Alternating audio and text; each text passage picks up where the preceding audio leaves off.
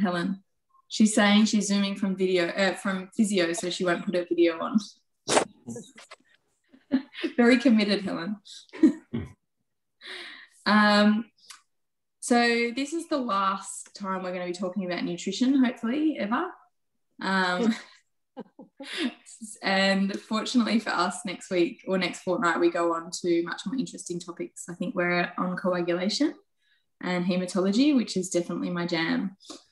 So I've got a few talks on coagulation. So if everybody's happy with quite a sort of structured lecture for the next one, yeah. So we'll mix up mix up the format a little bit next time. I'm very happy always to have people jump in, but just I'll have the PowerPoint on the screen and stuff next time. But for this one, I wanted to keep it pretty casual, and I gave Max and Josh some homework. I know Josh did his homework. Max? Partially. I just didn't have the time. I'm so sorry. I'm with Max. I probably only did partially as well. Though, like the literature review part, I don't think I got through everything that I probably could have, because there's a lot out there. Yeah, there's a lot. Yeah. Yeah, but the book, I've actually gone through a lot of chapters. So. You did? You read the chapters? Yeah. Good. Okay, excellent. So Edinger just didn't have a lot about raw feeding, and just it's such a hot topic at the moment.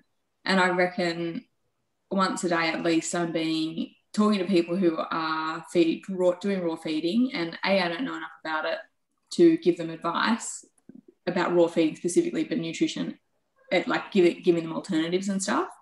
So I am quite interested in my interns teaching me about what to do in these situations. So say you've got a patient comes in, it's in for its 4th bout of diarrhea this year, they're here for some metronidazole, and you do a diet history on them. What questions are you going to ask? Do they feed raw food? Yeah. Yes. Straight out. I think it's better to ask it as a more open question and ask them, what do you feed them? Yeah. And then keep prompting them. You eventually get it all out, but it doesn't all come in a rush at the beginning. It definitely doesn't. And something I did find interesting, all of the stats in Edinger and the literature mostly are from the US.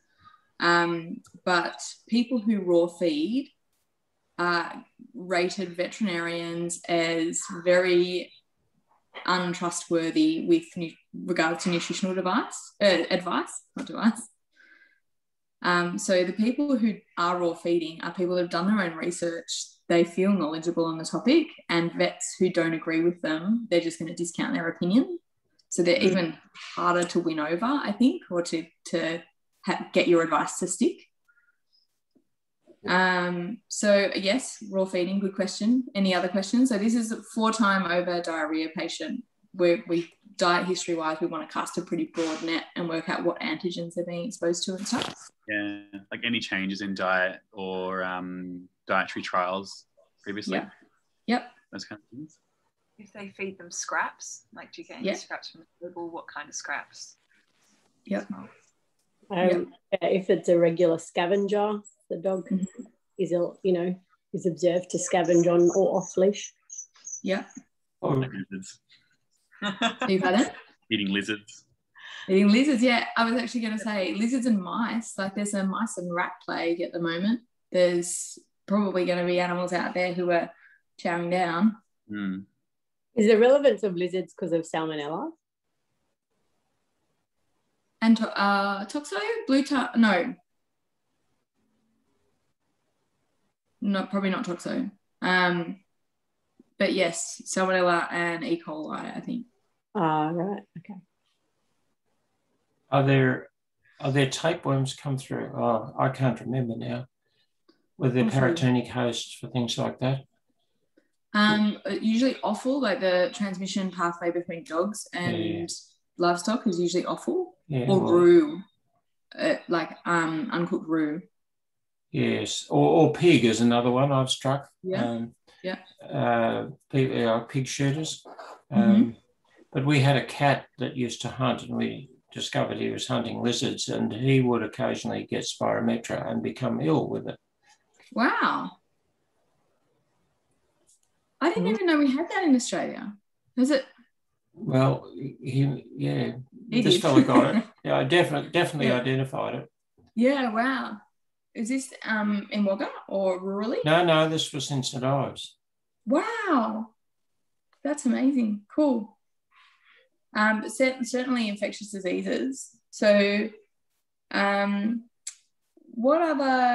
most of the time at referral level, this is not the first time the pet's been to the vet. So one of the questions we want to ask about is medication trials, what's been trialled medically. So can one of Josh, Alex or Max, intern question, how would you, what we want to tease out is that medication, but also supplements, because a lot of people have just sought their own stuff to use. How are you going to tease out what they've given? We just ask them. Just ask them? Yeah. Like, I'll normally just kind of ask, like, are you feeding any supplements or additives or, you know, or if we have a history, I guess we can go through that, but ask them, you know, what have they tried previously with the diarrhea?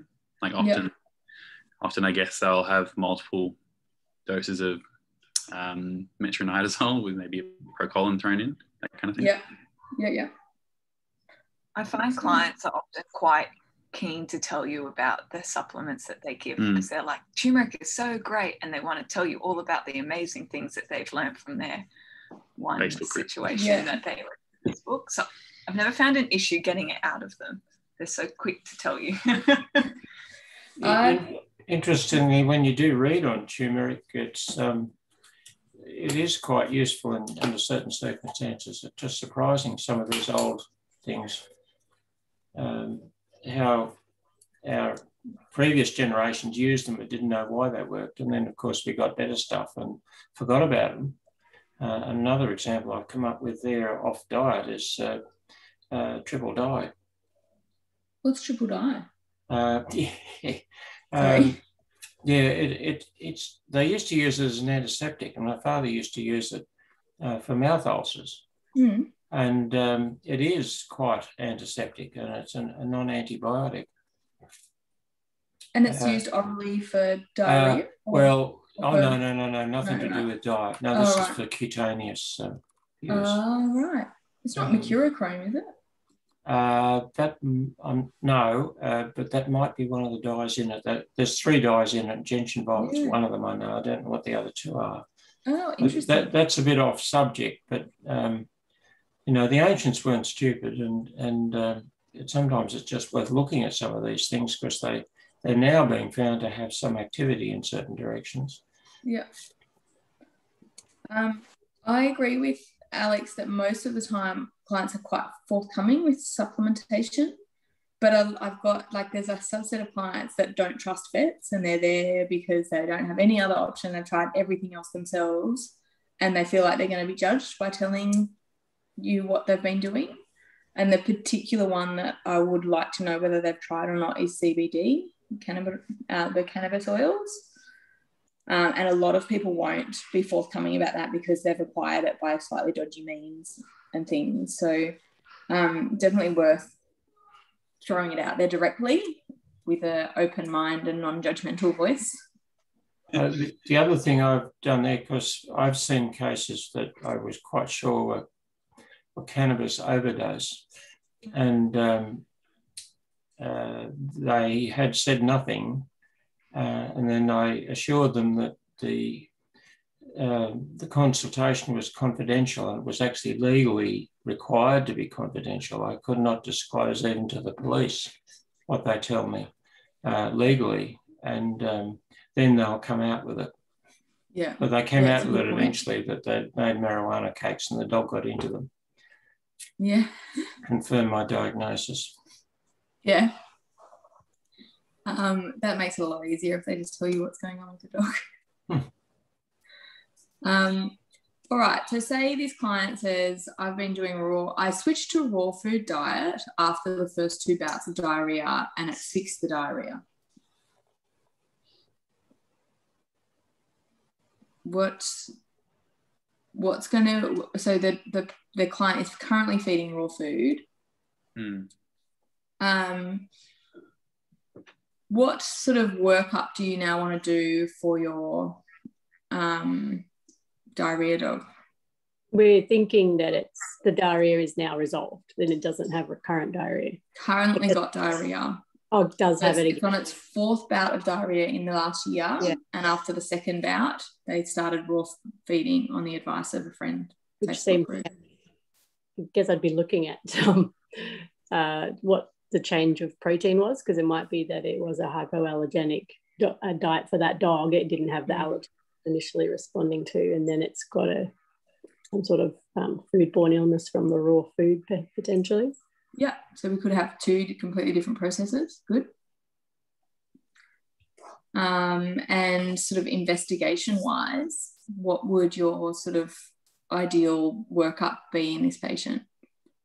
Like some blood tests, like because it's 4 bouts of diarrhea, and now it's fixed. Well, did they say it's fixed by changing diet? They felt like it was fixed by changing diet, but it's since had 2 more bouts. So I'll be thinking the diarrhea is kind of spontaneous resolve is now coming back rather than actually dietary related. Blood tests, I'll be start thinking about cortisol level to rule out hypo-A, vitamin B12, there's absorption, fecal analysis, if there's any pathogen in there, especially with raw food diet. And I think dietary trial, if it is not conducted, then we should try and dietary trial before further investigation. Good, very good. We're just writing down what we talked about. Why don't you tell us what your first choice of diet trial recommendation would be?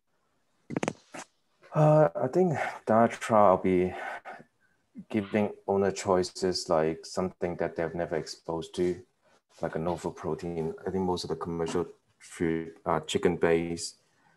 And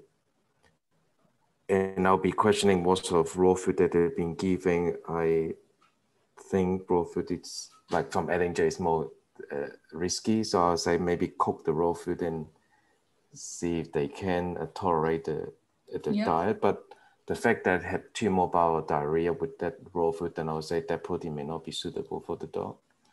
Other than that, I'll be trying like hydrolyzed protein like SETI or hypoallergenic or Purina, if they like it. But I think most of the reps would say those hydrolyzed protein are a bit bitter and none of the dogs or cat would like it. Yeah. Does anybody have a sense of which of the commercial hypoallergenics they feel like is best tolerated? The Purina one is, I think they're the best one, yeah. Is it hard to get, Max? We've had trouble with supply. I think initially they only sold to Korean Guy and Green Cross. Yeah. But I think now it's more commercially available online, yeah. Okay. What's that one called? Purina HA, hypoallergenic. Is it hydrolyzed? Yes. And the preference is because it tastes better than analogenic, is that right? Or NZD? I think analogenic is feta diet, so it's still not hydrolyzed protein. Right. Hydrolyzed, it's like SETI, yeah. Right. So it's just an alternative to ZD. Yeah. I think that's what I was told. And they're tastier. Right. So the palatability is better. Yeah. Because I know analogenics awful. My dogs hated that. What brand was that one? Analogenic is Royal Canin. Made with feathers. Right. Protein from feathers. Yeah, it's not very popular, and it only comes in a dry formula, which obviously palatability wise, it just limits a lot of these dogs. Particularly, is everyone seeing a huge number of cavoodles with sensitive stomach? Yeah, poodle crosses, I just think, like, which we're seeing all the time at the moment, are really prone to sort of mild IBD or food sensitivities. And they're fussy dogs, which makes it very difficult. Yeah. Okay, can we go back? I think that was a good summary of diet recommendations. Can we go back to how we're going to interpret our fecal analysis and tie that in? Helen mentioned fecal PCR as one of the options for working this patient up. What pathogens are we looking for? In our fecal PCR? Max just mentioned fecal analysis. So what's on our radar? So I guess with fecal PCR, one of the ones we can look for are things like salmonellosis, which is, I guess, one of the ones that is reported a lot in the literature with raw food diets. Also things like campylobacteriosis, and you also can look at things like Giardia and Cryptosporidium in there as well, but I'm not sure if they're often dietary related. I think they're more just environmental. I think it tests for E. coli either, but I guess you could do a fecal culture, but I've never done one, to be honest, and wouldn't know what to do with it personally. You need to do 3, I think, don't you? 3 at separate times to get salmonella out of feces. To know whether the dog's infected or whether it's just a carrier, do you mean? Of salmonella. To get infection, I guess. Yeah. I think these are really hard to diagnose. Like, animals with salmonellosis are really unwell. They're usually pyrexic, collapsed, signs of systemic sepsis. So having salmonella in the feces isn't necessarily pathogenic in itself. A lot of dogs are carriers of salmonella.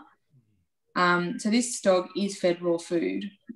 What are you expecting to come through on your fecal PCR? Like Campylobacter. Beg your pardon? Sorry? Campylobacter. Yeah, good. And salmonella. Yeah. So we know that there's Campylobacter and salmonella DNA going in. It's going to be coming out. So 30% of raw foods are contaminated with both of those based on US studies. We know that raw meat carries pathogens, absolutely. So we know that DNA is going to be coming out. So how do we then use that information in this patient? I think diagnostic one doesn't tell us the toxin, but IDEX will actually identify the Campylobacter, what toxin that you are getting. Oh, do they? That's interesting. I think so, yeah. I think IDEX do give us that. I think my understanding is if the dog is not clinical, then Campylobacter may not be a concern, but also depends on what type of toxin that they picked up. I think I can't remember which one, but one of them are quite pathogenic. Yeah. So how does a PCR measure toxin level?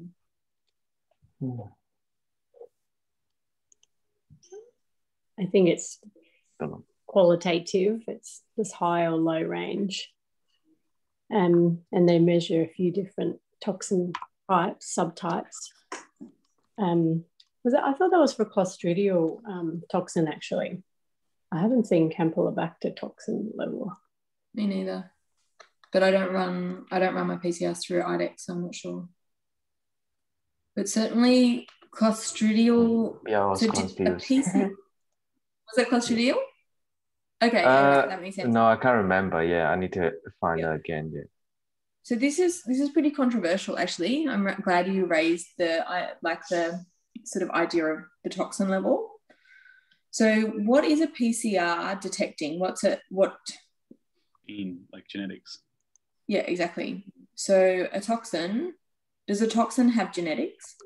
It's a molecule, isn't it? Like just generally? Yeah, it's protein most of the time. So no, it doesn't. So a PCR test can't measure toxin level. So what is that test measuring? The presence of a protein. It's not actually testing for the presence of the protein. It's testing for the presence of bacteria capable of secreting that toxin. So there's a specific subtype of Clostridial organism that's capable of secreting this toxin. So does anyone know whether that correlates with the actual amount of toxin in the feces? Got zero correlation. Oh, right.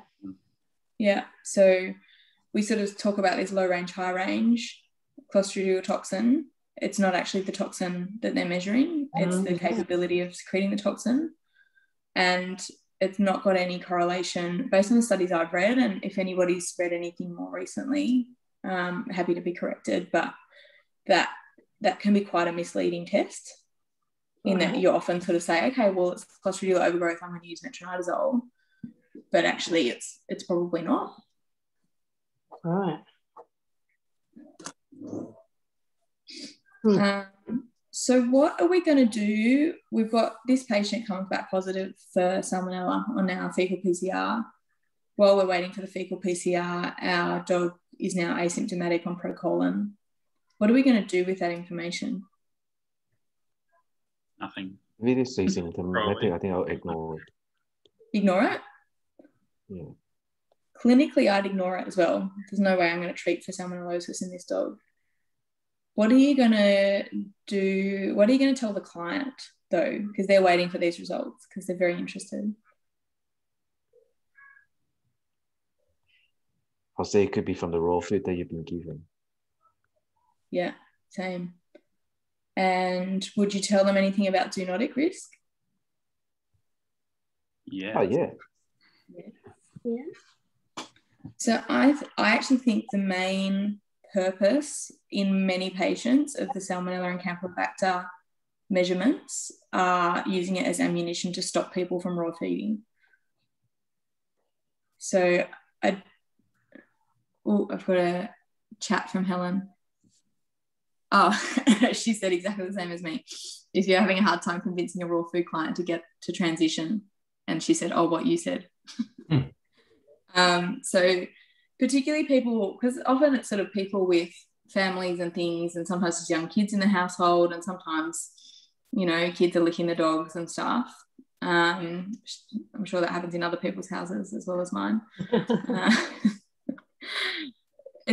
That's quite, like, it gives people quite a shock, I think. And as far as kind of reestablishing that sort of their trust, their faith in you for nutritional advice, like letting them know that you're looking out for them as well as the dog's health, I think does a lot for that trust.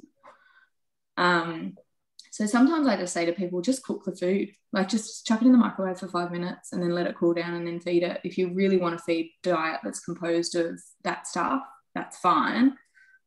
But just minimize the number of pathogens in there if you can.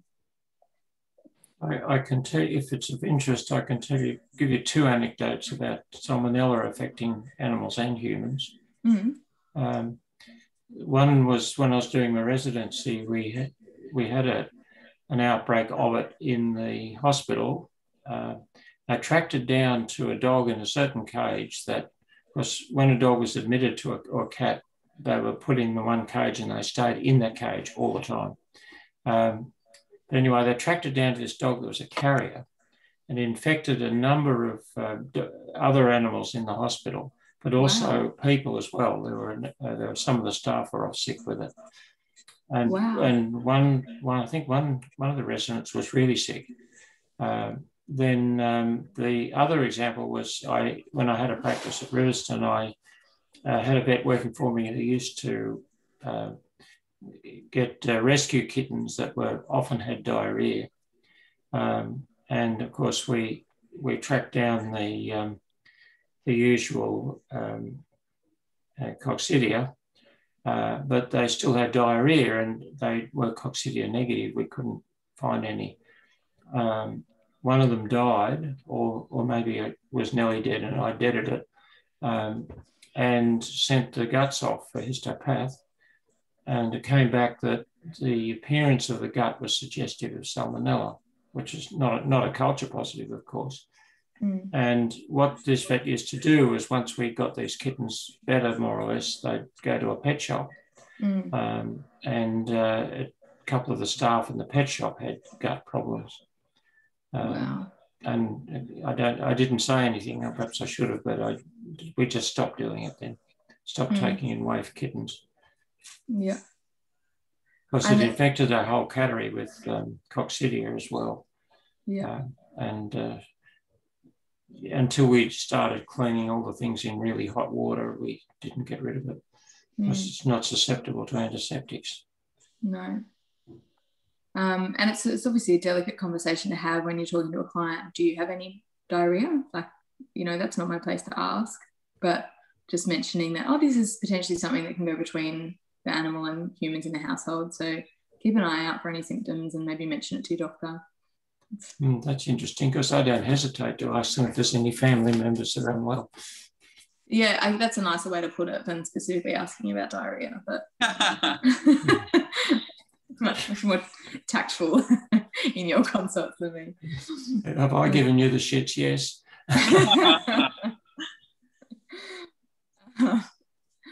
Okay, so what we talked about fecal analysis. We've talked a little bit about PCR. Does anyone want to talk about any other elements of the PCR? They often do a float as well with it. Good. Yes, Yeah, that's what I was after. Yeah. Look for other potential organisms there as well. Mm-hmm. So things like, coccidial organisms, Giardia can be seen there as well. Where are you likely to see Giardia on a float? They do that like more a fecal smear, I think, actually. Yeah, wet smear. It's reported. Yeah. I've had some come back saying they've seen the Giardia. I wonder if they see things like Trichomonas in cats, and I guess not Toxoplasma, but that'd be on the PCR as well. But. Toxo best detected in a PCR. Giardia is best visualised fresh. Mm-hmm. So it depends how quickly your lab pickup is, where you are and stuff, if you're sending it off to the lab. But that's a test that you just do a wet smear of fresh feces, and you can sometimes see the Giardia organisms, and you've got the most chance of seeing them in that preparation. Mm-hmm. Flotation, what are we looking for? Eggs, mostly. Good, yeah. Like worms, nematodes. Yeah. And you'll find coccidiolysis too, but you need high power. Yeah. Excellent. What's everybody's recommendations for worming frequency at this point in time? Every few months, normally. I think it's like the pre-patent period is like 3 months in most nematodes. Mm-hmm. From memory. It's been a few years now. No, it's about that for whipworm, but the hookworms, I'm not sure about roundworm, but hookworms are about 3 weeks. Okay, so they could have a pretty reasonable worm burden if you're worming every 3 months.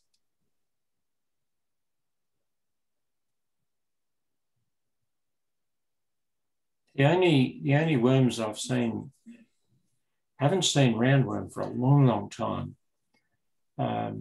Used to get pups with it once, but now people are much more aggressive at worming puppies. Yeah. And I suspect that we've lowered the biomass. The only ones I've seen, hookworms, if you're not dealing with greyhounds, you probably won't see those, but they're quite resistant to many chemicals because they haven't managed their management problems that are causing it. They just try and use a magic drug all the time without dealing with the environment. But the ones I have seen more recently have been whipworm. And I've got a really good video of a colonoscope of colon absolutely full of them. Oh, wow. And that was a domestic backyard in Wagga, but the other place I've seen whipworm was in rural dogs that have been living in the same hollow log for generations as all those before them on the farm. course, they're quite resistant. Whipworm eggs are quite environmentally resistant, and the pre-patent period, as Josh said, is quite long. That's 3 months or something. So I find that sort of worming recommendation, I don't know. I don't worm my own dogs very often, just between these groups. Yeah, I wonder about resistance now, because I think we're definitely overworming. When I was in America, you didn't worm unless you got a positive fecal flow. Well, this is sort of when you start looking worldwide what the recommendations are, they're very varied. And obviously, sort of then within Australia, what you do for rural dogs with generations living in the same environment and several dogs, or greyhound colonies or laboratory animals, is going to be very different from what you do with dogs that don't socialise with other dogs and stick to their own backyard kind of thing. But worms, actually having worms, particularly as young animals, is a way that the bowel sort of develops immune tolerance. So worms suppress the local immune reactivity. So, for example, in humans, Crohn's disease doesn't exist in third world countries. So in first world countries where people have not had a high parasite load, their bowel is more hyperreactive immune system wise than in third world countries where they've had a high parasite load and their bowel goes, oh, I've seen this before, I'm not going to react to it. So there's some sort of, I guess, benefits from having a low grade, we're learning about antigen exposure and sort of having dogs protects against asthma, because again, it's that chronic stimulus of the immune system that just tells the immune system not to react. So I will worm if I see eggs on a float, for sure. I often won't do sort of worming trials and stuff in these diarrhea dogs, but that's obviously, that is a recommendation, and certainly if my history indicated that they were from a multi-pet household or a breeding situation or something, I would. But it's not one of the things. I definitely look for it, test for it, but I wouldn't necessarily just do worming every 3 months by default anymore, based on that kind of newer information that's coming through. Do we expect nematodes and, I guess nematodes and whatever tapeworm and hookworm are to cause chronic relapsing diarrhea, or just acute diarrhea? Probably neither in adult dogs. Unless they had such a big worm burden that they were getting kind of semi-obstruction and they were getting vomiting or digestion issues, I would expect clinical signs. But I think worms are generally very well tolerated. I can't say it's really that high on my priority list either. No, I think it's a luxurious area that we work in, where we're not seeing, we're seeing very well cared for dogs who aren't in with 15 other dogs. But yeah, it's a luxury to be able to be a bit more conservative about using those medications. And so Giardia and Coccidia, Giardia you definitely could see chronic diarrhea. Coccidia, is that chronic or just acute? I have not seen it in a chronic situation. I think we get quite a few positives on PCR, but they're often patients that also have Giardia, also have something else going on, like IBD or something like that. So I feel like it's maybe causes clinical signs opportunistically, but it's actually not a very good pathogen on its own. I think puppies are more susceptible to the actual diarrhea associated with Coccidia, but if a dog's got chronic diarrhea with Coccidia, I'm thinking the Coccidia is secondary to something else. And Helen mentioned toxo in cats. Is that a common cause of diarrhea in all age cats? It would depend again. If they were being raw fed, I would say it's a possibility. So toxo can cause an acute gastro for the sort of 2 weeks after infection, but after that it's a systemic infection. It's not localised to the gastrointestinal tract. So a lot of people who do raw feeding, they'll just get a chronic toxo positive in their feces because they ate the toxo. So it's not that the cat's infected. So if you've got a toxo fecal positive, your IgG is probably still going to be negative because it's pretty early infection if that's actually the cause of the diarrhea. Yeah. So it's potentially worth doing those tests concurrently if you're highly suspicious of an active toxo infection. But again, until it's systemic, it's going to be self-limiting anyway, as long as they don't have any immunocompromise or anything. Cool. With toxo, I've seen, I think, recurrent diarrhea because they, in their part of their life cycle, they burst out of the cells, don't they? And then, and I've even seen blood in the diarrhea when they have these waves of parasites bursting out of the cells, presumably. Yeah, you can picture it, can't you?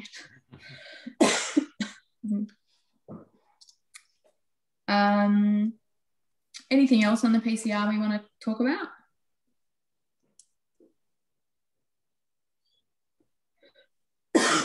Excuse me. Parvovirus as well is on there. Oh yeah, that's a good one. Yeah. And that's a tricky thing because I think you can get positives after vaccination.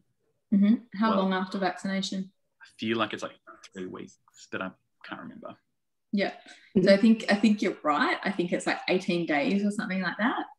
But we had one that came back positive after a month, and it didn't have parvo. So I think there's a bell curve, and 18 might be the average, but we need to be a little bit kind of flexible with our suspicion in that situation. Obviously, you want to do barrier nursing and isolation procedures if you get a positive.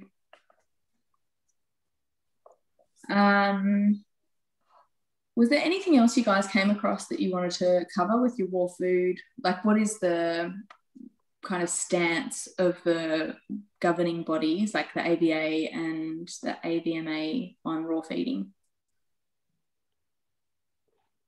The AVMA one is not really for it. Their main concern is, I think, zoonoses and infection. But I guess another thing that I found kind of interesting in the is more about deficiencies as well in a lot of raw food diets. I'm sorry, and on the topic of the infectious thing, another thing that I found interesting, which I don't know if everyone else knew this, and I feel like maybe I'm a bit late to the game, but you know those kind of like barf patties and all that kind of stuff that's really popular. They're kind of like commercially produced in a way. They're also not sterile as well. I didn't realise that. I thought that they would be processed in some way, but they've like, I can't remember what the exact, it's written somewhere in somewhere I read, but it's sterilized in a certain way, but it's only like a certain part of it is actually sterilized, and it's still quite common that there's an infectious process or pathogen in there that can make dogs and cats sick, which was new to me, but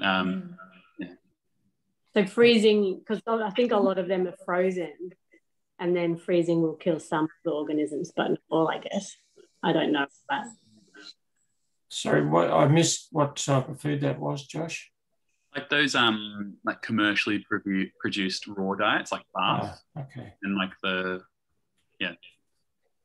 ones that have like all the different offal inside of it.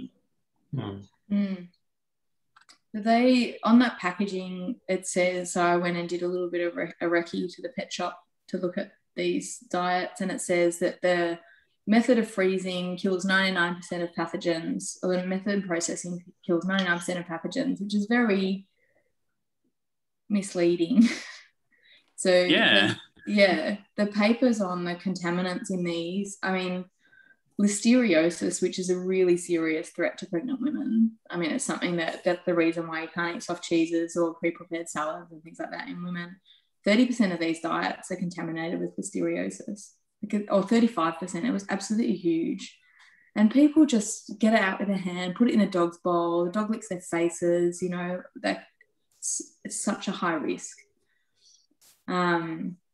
So that's, something else that it's really hard when people are so adamant that this raw feeding is the way to go, to sort of say, gosh, like, you really don't want to be doing that.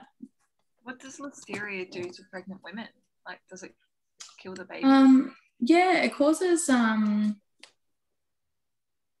abortion early on, and I think it might cause vision changes, or maybe that's toxo later on. Do you remember, Bron, the listeria stuff? No. I think it's really like abortion, particularly in the early phases. I think it's a really big deal. Yeah. So yes, aside from like the salmonella and gastro and stuff like that, Helen's just saying it causes abortion in sheep, so that makes sense if it's the same for humans. Helen also said, how do you approach a case with positive parvo that turns out not to be when you were confident to determine the patient was negative? Or when were you confident to determine the patient was negative? So the case that I had that was positive was actually an outpatient. So the client had dropped the stool sample off. It's a dog with documented diagnosed IBD who had been vaccinated a month previously. So this is a dog that socialises at a dog park and keeps getting viruses on top of his IBD. And so we PCR test him quite frequently. So he came back for coronavirus, but he also came back positive for parvovirus, having been vaccinated a month before. And by the time the PCR was back, his diarrhea had resolved. So I'm not sure what I'd do if I had an inpatient with diarrhea in that situation, but I probably wouldn't have been isolating them. Like if I wasn't highly suspicious and I knew they'd been vaccinated a month before, I wouldn't have them in ISO. I don't know if that answers your question, Helen.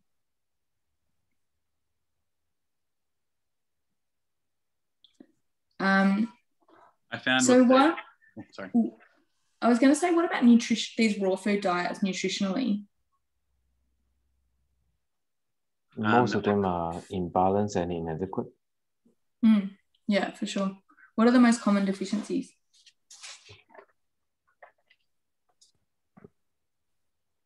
Calcium and phosphorus and disturbance of the ratio. Good. Yeah. I have in my collection a picture of a greyhound with a spiral fracture of a tibia that was fed a pure raw meat diet and nothing else. Whoa. A pathological fracture of the tibia. Yeah. So there's a list in Edinger of what the most common deficiencies were, and calcium and vitamin D are on there. And certainly the balance of phosphorus was significant. DHA and EPA, like the ratios are quite often really out. Copper was often deficient. Choline was often deficient. Zinc was often deficient. And vitamin E often deficient as well. Is that just raw or homemade? Sorry, that's homemade. Homemade. Yeah.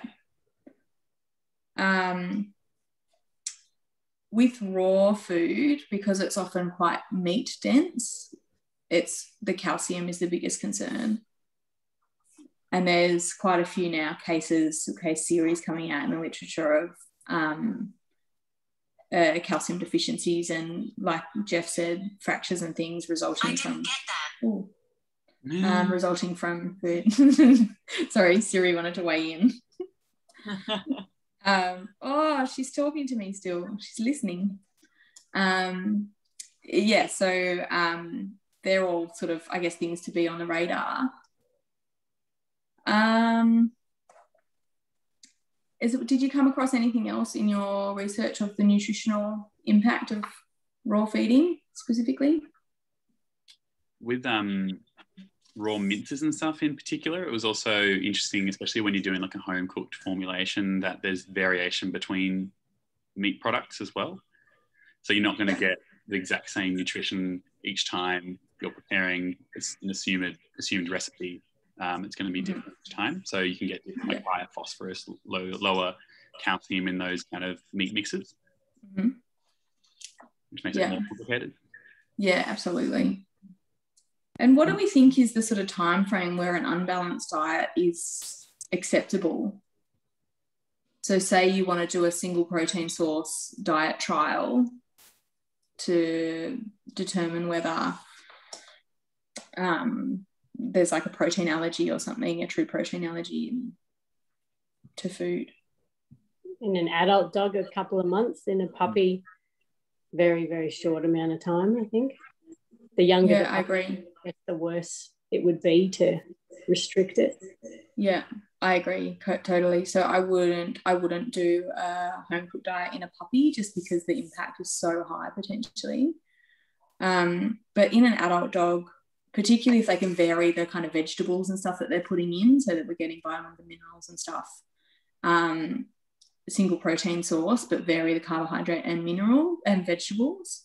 I think it's reasonable to do up to 3 months potentially without a fully balanced, nutritionally prescribed diet. If there's no variety in the diet, they're going to get deficient pretty quickly. So that brings to the thing I struggle with a lot, which is I feel, you know how you were saying clients don't trust us, like how do we trust ourselves to prepare a homemade meal for our families, but we don't trust ourselves, and I don't do it, I don't trust myself to prepare a homemade meal for my dog? Do you think that's just a lack of variety that we wouldn't, you know, if you think about people doing home cooked food for their pets, they're just following the same thing every day? That's like exactly my concern with it. Obviously not a cat because they're completely different, but dogs, if we fed the dogs exactly what our whole family ate every day, like they'd probably be okay. I'm not recommending that, but I just have I always recommend clients feed a commercial food, but I'm honestly not sure why. Like I never ever recommend homemade food, and I say to people they have to get a nutritional consultant to balance it, but I really don't know why. Is it the lack of variety? I think it is, yeah. I think people just do like a massive batch and they just feed that for sort of 2 weeks at a time, and then they do the next one. But I'm the same as you. I'm not surprised people don't trust us if we're telling them that what they're feeding their family is not good enough for their dog. Yeah. And also a lot of people we deal with are kind of, they don't want processed food for themselves. And then they look at this stuff that lasts on the shelf for 6 months and they say, I don't want to feed that to my dog either. Yeah. So I see where that mistrust is developing, and I think we need to just kind of try and at least acknowledge that with those clients that have concerns about it and give them an alternative. But I'll often sort of say, try a home cooked diet for a month, come back, we'll talk about whether it worked or not. But you know, we can't do it much longer than a month without getting at least a vitamin supplement in there. The other thing, the human foods, the reason they're getting away from prepared foods is they're heavily loaded with salt and sugar, but they're designed, they're like that in order to sell. To sell and as preservatives, though. Salt and sugar are great. Oh, well, that's right, yes. Yeah. Whereas the canine diets are more scientifically formulated because it's not the dog that buys them. Some of them are, but not all of them. So, like, definitely veterinary prescription foods are very scientifically formulated, but for example, like Purina Supercoat has 20 times the salt that Hills does. Jeez. Yeah, so I mean, we're sort of saying use these foods. But there's so much variety, and if you look at the kind of ranges that what is it? It's not the FDA. What is our food body, governing body? Like they've got these ranges that it's acceptable that the food is between these ranges, and the ranges are absolutely massive. And obviously, that's not tailored to individual animals with individual needs. Often, excuse me. So I struggle to think that all pet foods are better than all home cooked diets. Like there has to be a middle ground. Food safety at Australia, New Zealand. Thanks, Helen. Just backtracking, there's a preservative in human mince that was causing B vitamin deficiency and causing neurological signs. Which was that beriberi, the disease? I can't remember. Richard Mallett described it. Yeah, so it was in kangaroo mince in particular, and cats still some pet food, like feline pet foods have it, and it's a sulfur something that stops the meat from going brown. And which vitamin B does it affect? Thiamine. Yes, that's right. Yeah. So we used to see cats a lot with ventral flexion of the neck and neurological signs consistent with thiamine deficiency. And one of the diets, so an all fish diet or an all roux diet were the causes of that. So, and it was the pet food grade roux rather than the human grade.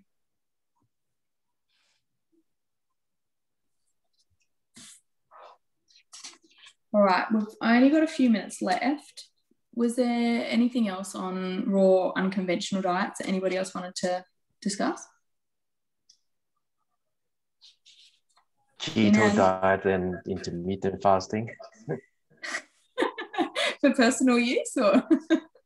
No, actually they talk about this for seizure dog. Oh, yes, great diet. point. Yeah. Tell us about it, Max.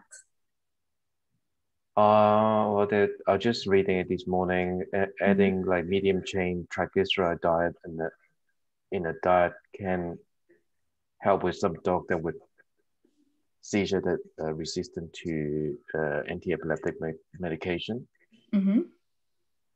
I think I read something that also talked about intermittent fasting in 2020. Metabolic and immunological effect of intermittent fasting on a ketogenic diet containing medium chain triglyceride in healthy dog. And they said that the result of this study indicate potential of intermittent fasting to be potentially beneficial. That's what I briefly read. Beneficial for healthy dogs or beneficial for seizuring dogs? No, for healthy dog. Yeah, for healthy dog. Yeah. This one didn't talk about seizure dog, but yeah. Yeah. Interesting. Beneficial for like longevity or coat condition or owner's perceived health? For the immunological effects. So they are healthy. Oh, interesting.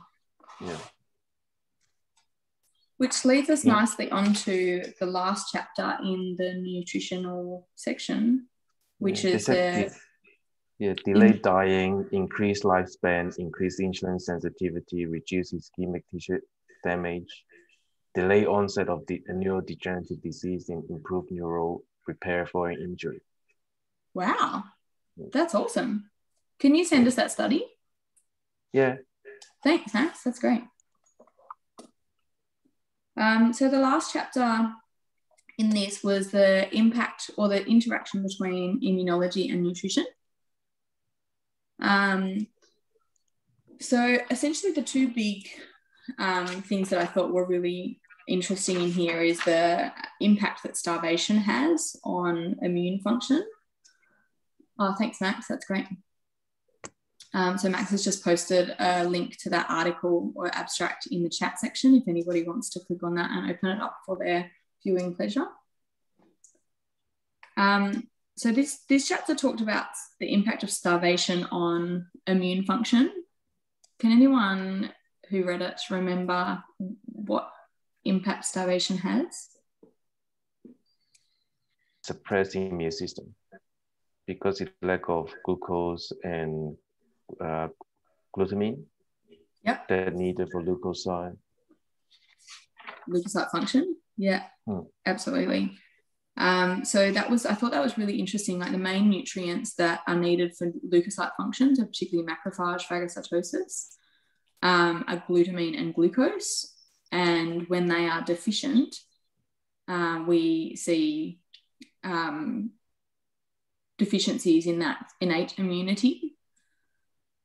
Starvation specifically, within 2 days, 48 hours of starvation, we get breakdown of the barriers of the skin, the respiratory tract, and the gastrointestinal tract. So I think we've heard about the gastrointestinal tract a lot, but the respiratory barriers, and particularly patients are often ventilated and things like that in a critical care setting in our hospital. That's really important because we need them to be able to clear the stuff that's down in their lungs, and if the barriers are broken down, they're much more prone to pneumonia and stuff. Within 4 days of starvation, cats actually have decreased numbers of leukocytes in circulation. So the apoptosis occurs and they lose leukocyte numbers, and there's decreased antigen presenting. So there's decreased decreased ability for the immune system to be able to respond to antigen.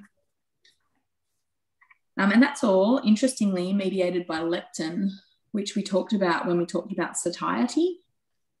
So that's a hormone that's released after eating usually, or the hormone that is present in excess in obesity. So given that leptin causes this, the deficiency in leptin causes this in starvation, this immunosuppression, can anyone predict what the excess of leptin causes the immune system to do in obesity? Inflammation. I think it's like generalized systemic inflammation. Exactly. Yeah. So it's going to hyperstimulate the immune system. So we're going to have increased reactivity, increased autoimmune diseases, and increased systemic inflammation and the resulting insulin resistance. I just thought that was really interesting impact of leptin, this hormone that we think about with sort of satiety and obesity, but the impact that that actually has immunologically when you flip it in starvation. And that's probably all we've got time for. So we'll wrap up. Thanks, everybody.